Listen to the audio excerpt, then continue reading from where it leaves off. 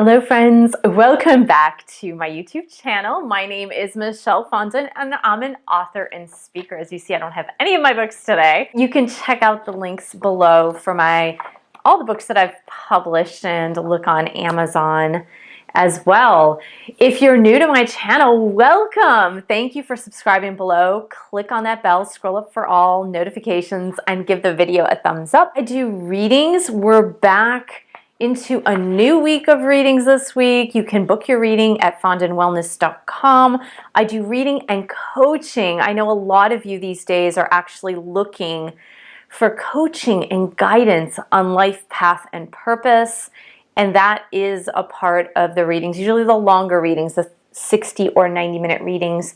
This week we are back to feedingamerica.org because I've been getting emails from them saying that they really need the funding to feed families around the United States. Since I live here, I always believe in supporting local charities. Today is a very special message. It is called Inside the Cocoon, Metamorphosis, and Will You Come Out a Butterfly, with a special channeled message from angels of God and the archangels. I have never read a channeled message before on this channel. We are doing something different today. We are actually reading a bit of this message. It's all the message, but in addition to that, you'll hear me talking about the actual message as well. Now, it's interesting because, as you know in my videos, that I usually have plan A, and oftentimes the angels come through with a plan B. Today was one of those days where I was just about to record the video, getting ready to do the video, and the message came through strong and clear that I needed to have a channeled conversation with the angels before recording. And I don't know why they wanted that to happen, but they did. And I believe that it's probably because the messages that they portrayed were a little more emphatic and clearer than the messages that I was already going to say on this topic of really living inside of your cocoon. And of course, what happens to a caterpillar during the stage during which they are inside of that cocoon? Inside the cocoon, of course, many transformations are taking place, and that's called the metamorphosis phase, where so many changes are taking place inside of that cocoon. And then hopefully, if all those changes go according to plan, according to the genetics of that little caterpillar, the caterpillar will emerge as a beautiful butterfly. And my question to you is, how is your metamorphosis? How is your metamorphosis? What is happening inside of your cocoon? Are you going to emerge as a beautiful butterfly? Or are you going to come crawling out still a caterpillar? And I say that a little bit as imagery, really. Not that there is hard truth to that, because of course everybody changes and grows and transforms at a different pace and at different levels. And we can't all be on the exact same track at the exact same time. And that is universal truth, absolutely universal truth. So I wanted to really introduce some concepts of inside the cocoon for you, and to know that this time period is a big test for you. It's a huge test for you and for me. And the question is, what are you doing with that test? Really, what are you actually doing with this test? Are you using it as an opportunity to grow, to learn, and change? Or are you using it as an opportunity to get angry, upset, frustrated, anxious, and to complain about it, and to complain about other people, perhaps politicians, people in government, complaining about the world itself, complaining about this virus, complaining about how people are acting and reacting? What are you using this time for? Are you using it to be productive or destructive? And those are really the deeper questions that need to go on inside of you. Truly, if you are to live through this metamorphosis phase, this cocoon stage, and to be able to emerge as a beautiful, colorful butterfly and really be truly changed and truly transformed. I love this quote from Dr. Wayne Dyer, who he used to say, if you squeeze an orange, what are you going to get out of that orange? And the answer is, if you squeeze an orange, you're going to get orange juice. Why do you get orange juice if you squeeze an orange? Because that's what's inside of an orange, is orange juice. So if you squeeze an orange, you're going to get orange juice. And then he followed up with, what happens when we squeeze you? When you're a bit squeezed, when you're tight in your cocoon and wrapped really tightly, what happens to you? Is it love, giving, forgiving, kindness, generosity that comes out of you? Or is it cynicism, anger, frustration, anxiety, fear? Is that what is inside of you? Oftentimes, it's really surprising because I was always taught through my gurus and through my masters is that don't look at a person necessarily as a whole when things are going well. Because when things are going well, everybody can behave relatively well, right? I mean, everybody can behave with good manners, politeness, with a relative sense of goodness when things are going really well. The economy is great, they have a job, marriage is pretty good, the kids are excellent, getting good grades in school. And so when you're observing friends, family, people outside of you in your community, maybe in your inner and outer circles, and you notice their behavior when times are great, you might say like, oh yeah, they're really good people. These are people I like to hang out with. But the true observation of how somebody really is to observe them consistently, maybe not one time. You know, everybody has bad days, right? We don't want to judge or assess or discern people based on one bad day or one bad day every 6 months, for example.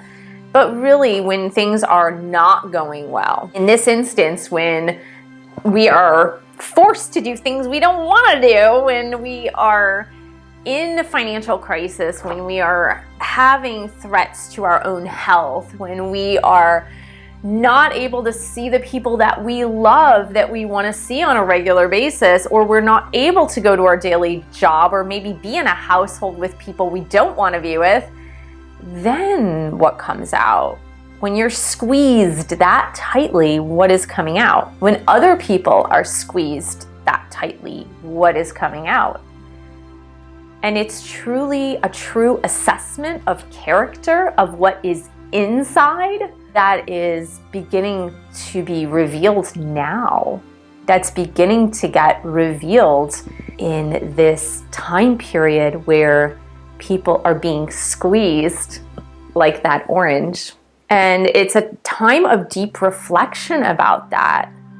It's maybe a time to do some housekeeping when it comes to your friends, or even maybe family members that you know that they're probably not good for you, they're probably a little toxic for you. And of course, we can't really choose our family, but we can certainly love them from afar and choose how much time we spend with those family members that are not serving our highest good, or maybe the greater good even. What I'd like you to think about, maybe assessing, is how are you managing your time? How are you spending your time?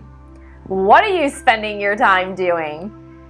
And maybe looking at the productivity, and we're not even talking about creative productivity or work productivity, but we're talking about what is meaningful in your life, what means something to you right now And on the bigger scale of things, what is the meaning and purpose of your life? What is meaningful for you? And it's really time to start exploring that while you are inside of the cocoon. It's interesting because I teach meditation, of course. And I had this thought today. I don't know if anybody is interested, but if you haven't been formally taught meditation, I was thinking of doing another online class because people don't have a whole lot to do, especially if you're not working. I might start another online meditation class for those of you that are interested in learning how to meditate. When I teach my meditation class, I often say to my students that the harder part of silence is not the silence itself. That's not hard. Yeah, it can be a little freaky if you're not used to sitting for 60 minutes a day, 30 minutes in the morning, 30 minutes in the evening in total silence. That can be a little freaky if you're not used to it. If you always have general background noise in your home with like live streaming going on, like news streaming services or the TV going on, of course it can be a little disconcerting to just sit in silence. But that is not the scariest piece of sitting in silence. The scariest piece is being faced with your own mind. That is the scariest piece for most people when they learn to meditate. In this cocoon time, we are actually asked to go inward and to focus on what's on our minds and what's in our minds. And for those of you that have been running away from your minds for years and decades, that can be a little scary and a lot uncomfortable. A lot uncomfortable. You might find yourself wanting to be distracted all the time, finding those distractions. And again, it goes back to that question, how are you spending your time? Are you spending your time looking for distractions so you don't have to refocus on your mind? Are you constantly looking at social media feeds and seeing how people are acting and reacting during this time? Are you constantly looking for like the numbers on the websites that are telling you numbers of a specific genre? We will not name it. Are you looking at porn? Like, honestly, that was one weird statistic that I heard it was a late night news show, but there's always truth to it, right? That they said they actually had to hire extra personnel for a specific, I don't even know, this is not like, I know nothing about that industry, but for a specific site that does adult viewing programming, I guess.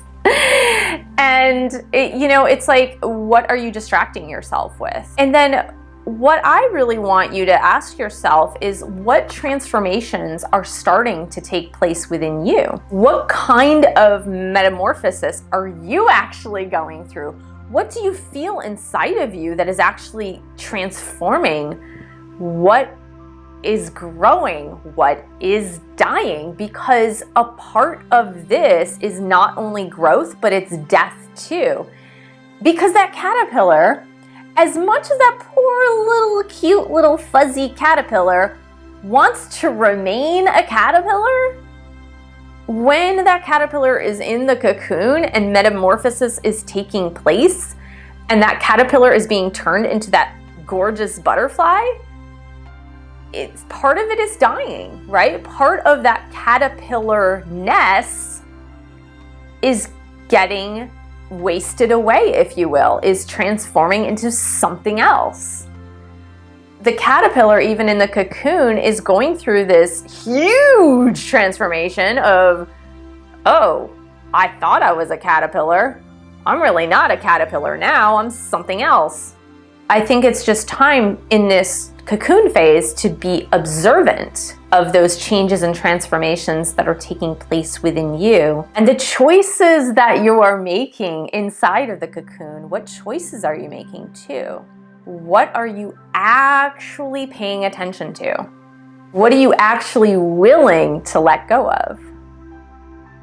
And how are you going to become more empowered as a result of this transformation? Because the caterpillar who is transformed into a beautiful butterfly is empowered. It has so much power coming out of that cocoon than it ever had going into the cocoon. Why? Because now it can fly.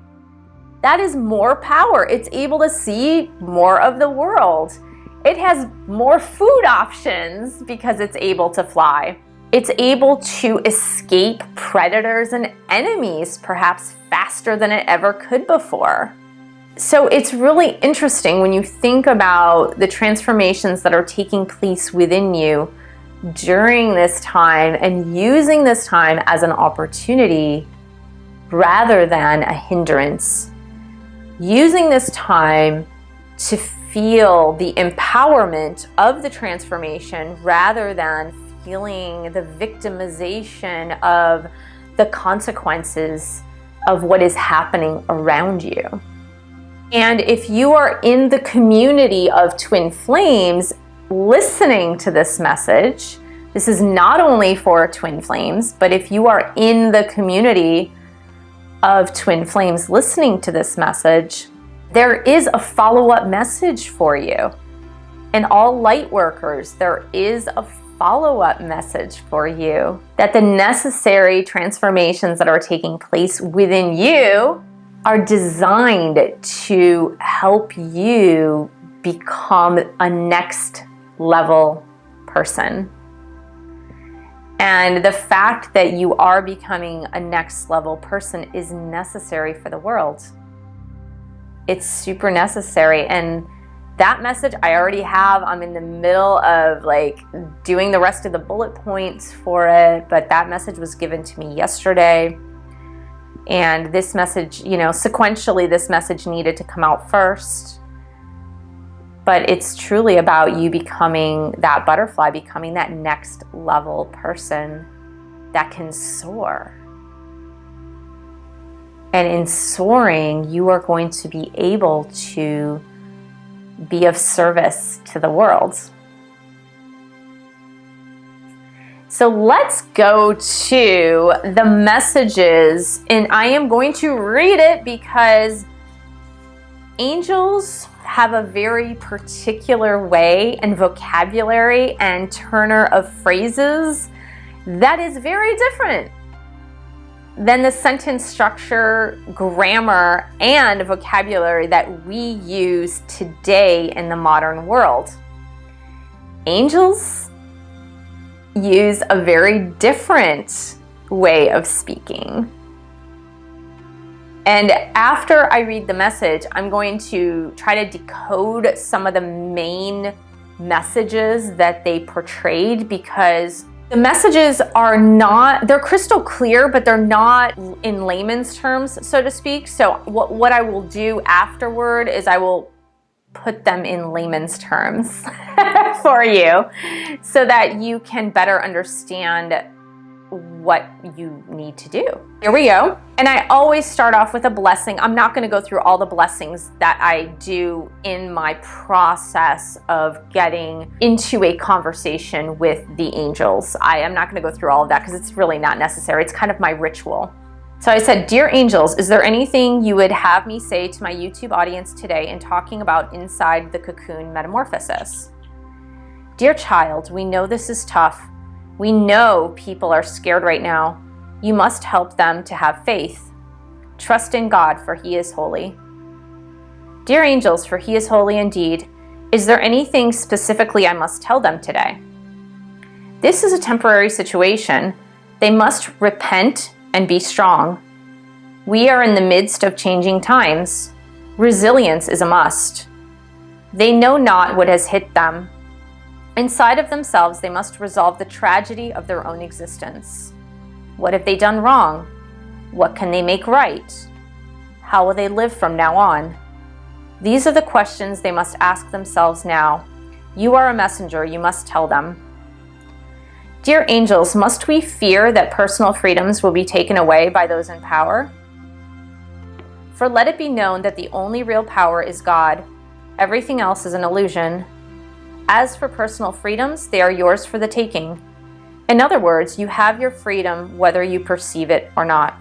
Dear angels, will the people rise up against the governments who try to take away their personal freedoms of movement, work, etc.? Help is on the way. We are helping those in need, but you must remain calm and steadfast to the task at hand. Seek inside of yourself in the kingdom of God first. Freedoms will come and go, but God remains the same. Dear angels, how can I reassure them that everything will be okay? Do you not see what is around you? How does the earth look today? God has blessed the earth with its natural intelligence. For that balance will remain. Ask them to do their work, be grateful, stay in faith, and do God's will. Must you not trust in the power who created you? For it is a fool who does say so. No, all power and all glory is given to him who lights the skies at night and feeds the seeds by day. Glory is given unto him, and all will be well. All will be well. Dear angels, must I read this to my YouTube audience? Read it as you may, but take heed. Not all who hear it will hear the message, only a select few. But do as you must. The message is clear, the message is whole, and it is from God. Dear angels, thank you, for it is us that are of service to God the Father. Okay, so let's try to decode a little bit of the message that came through for this and this particular cocooning time. I think what they're saying in essence is you must have faith in God. You must know that God is holy. And in my previous message, I mentioned like God is in control. That's basically what they're saying here, is that it is of God's will. God is in control. He is the only one with power. Everyone else seemingly in power is just it's a perception that's an illusory perception. They're saying that you must be resilient and that you must repent and go through your life. And this is kind of what I call, if we're to connect it to layman's terms, if you will, it's what I call life review. And Archangel Jeremiel is an archangel that helps you with life review. His name is Jeremiel. He does help with life review and going over the past 20, 30, 40, 50, 60 years, however old you are, going through your life review and literally repenting for the things that you've done wrong, asking God's forgiveness, asking others for forgiveness, forgiving yourself, and making a list of the wrongs that you've done wrong to help make them right. I mean, it's kind of like it's self-imposed in that case rather than letting karma work itself out. So they're asking that you do that. They're asking that you be resilient. They're asking you to trust in God, obviously. And they're saying that help is on the way. I know it may come in the way of angelic help. It may come in the way of like light workers rising up in order to help those in need. And obviously, if you are in this group of light workers, then this is actually what's currently happening. And they're saying remain calm and steadfast. And that is of the utmost importance. And I think about 3 videos ago or 4 videos ago, I posted how to keep calm in the midst of the chaos, how to keep calm in the midst of the storm. And I know that sounds really cliche, but it's actually the truth. It's actually that you need to remain calm through this and trust that God is in control. And it's fear that lets chaos reign. Chaos cannot reign if everybody is calm. If everybody is calm and there's only like love and trust in God, then everything is going to be calm. There's no chaos. But the fact that fear is consistently being perpetuated, it just feeds on itself. It's this great big monster that keeps feeding on itself. And when I was on my walk the other day, and I know this is going to resonate with some of you, but on the walk the other day, when we're talking about the fear feeding upon fear, feeding upon fear, feeding upon fear, and it's snowballing, and it is. Look around you, look at the news, look at the social media feeds of many, many people. So this fear is snowballing. It's snowballing into something that's big and monstrous and bigger than the actual problem at hand. I'm really reminded, and you guys, I mean, go back into history. I am really, truly reminded of the fear and the separation between African Americans and white people in the US and other countries. We're not just talking about the US, but I'm from the US. I know American history.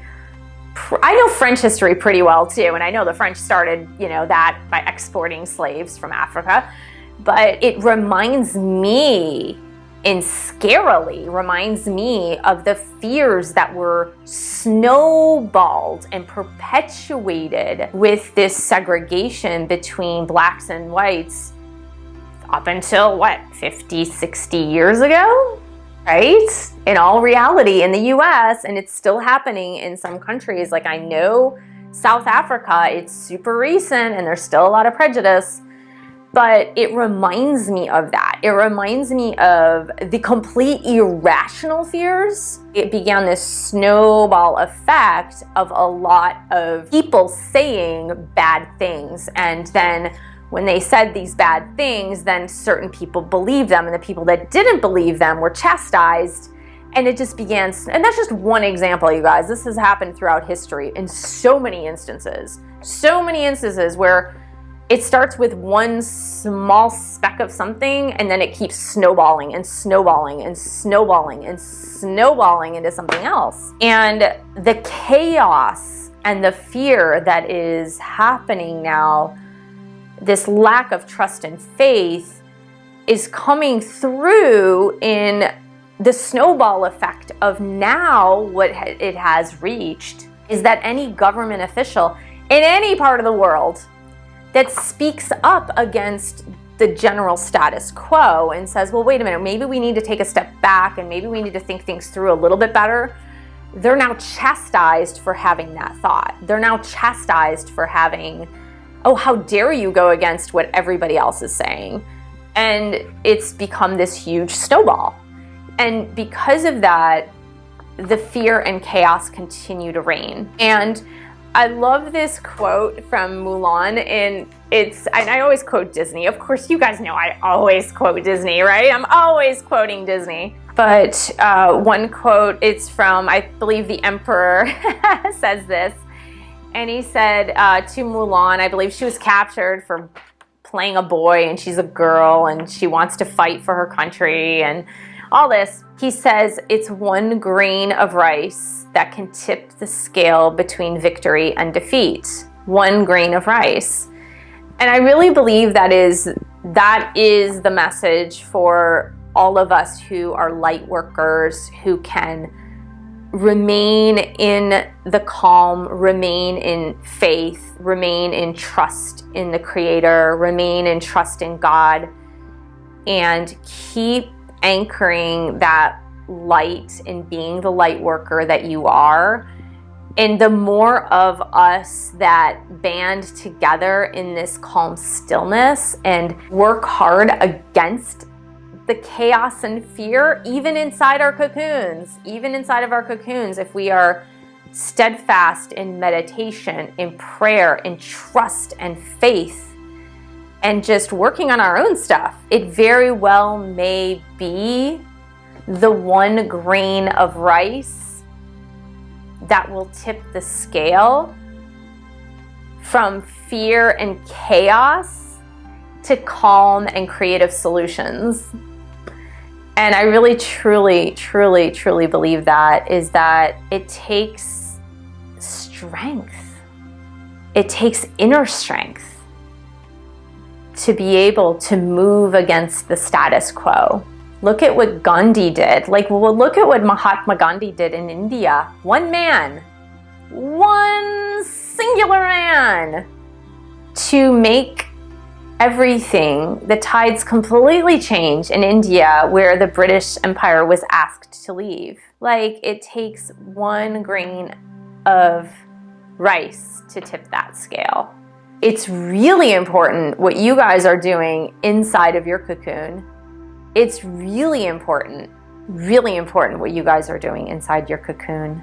As you are emerging into the beautiful butterfly that you are already on the inside, As you're emerging from your cocoon into the beautiful butterfly, you will be the colorful lights of the world, and everyone will be able to see that. Everyone will be able to see the difference. I just want you guys to stay strong and get humble, honestly. Now is not the time to be arrogant, full of ego, or staying in self-pity, victimization, or worry. Because worry is mistrust. Worry is lack of faith. You need to have faith in the only power that matters in the whole universe.